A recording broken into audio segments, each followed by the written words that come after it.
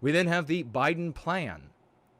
The intent is to provide federally funded. This is now again, there are a lot of elements to each of these bills, plans, treaties, acts, resolutions, etc. And there is quite a lot of overlap because the anti-whites who call themselves Democrats want to make sure that they get all of these different anti-white things into law so that we then are subjected to them. All right? So these bills are long.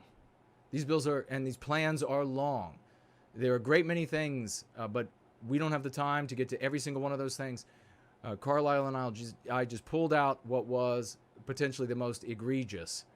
Biden plan intent to provide federally funded housing to every single zip code in the United States. Now, I think could it happen? Maybe so, maybe not. Who knows?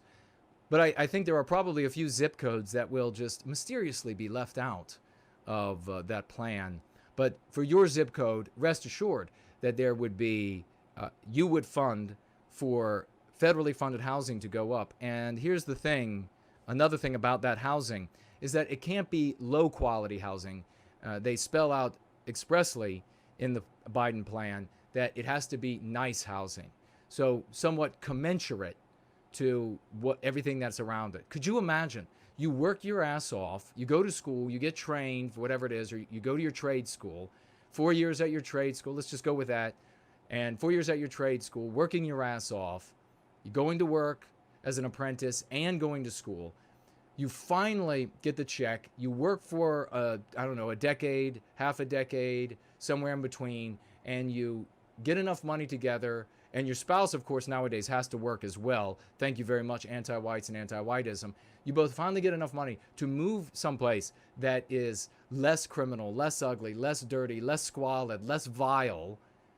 And then you get that little house or whatever it is, and right down the street, you've got a federally funded complex that is as nice or nicer, or maybe not quite so nice, but close, given to people that you paid for as well in your tax dollars, and your wife paid for in her tax dollars.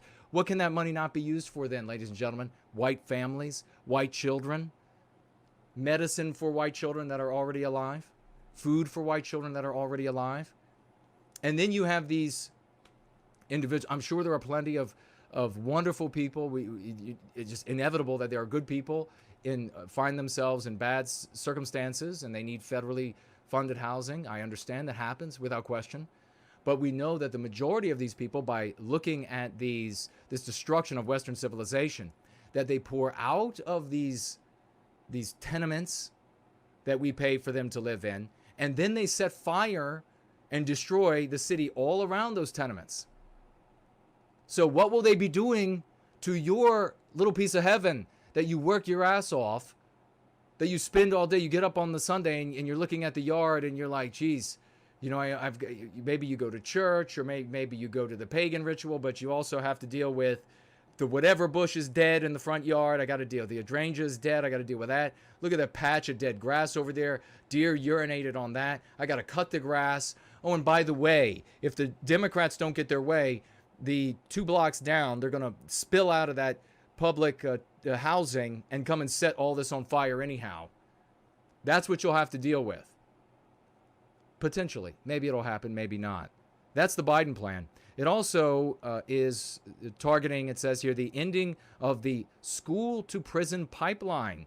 So there will be federally mandated standards for behavior that ultimately end up having to be different for white and non-white students, because they have this disparity between the punishment of the percentage of non-white children that are being punished and the percentage of white children that are being punished.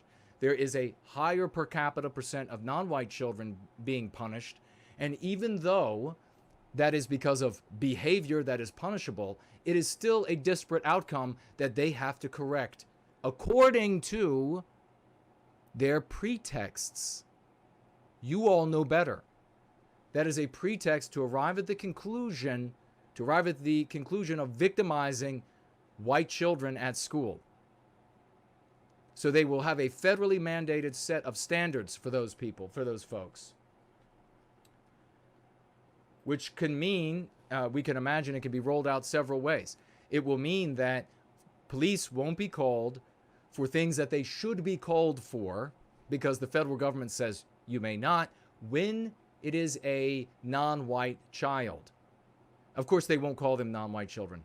They will call them the most thoroughly abused frontline teddy bears that are just misunderstood even when they commit violent acts, yada, yada, yada. All right? That is the reality. It also may mean, you'll have to look into it for yourself, and we'll see as it rolls out, some in the places that it rolls out, that there would be stricter standards for white students. If they can't,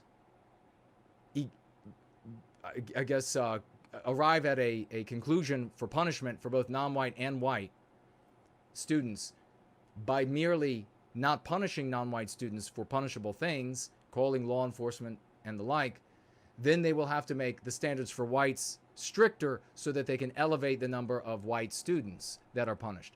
But where we can say that it absolutely will inform decision making, whether there are these standards that when juxtaposed, one is much higher than the other, is that when somebody who is tasked, a principal, a vice principal, a guidance counselor, and they have to hand out that punishment, and their job might be depending on those outcomes, they're going to have a non-white in front of them, a non-white student, and they're going to say, well, another non-white student that gets punished, it's not going to look good for me. So listen, please don't do it again. It's a really bad thing to do. You shouldn't rape while at school, so please go back to class.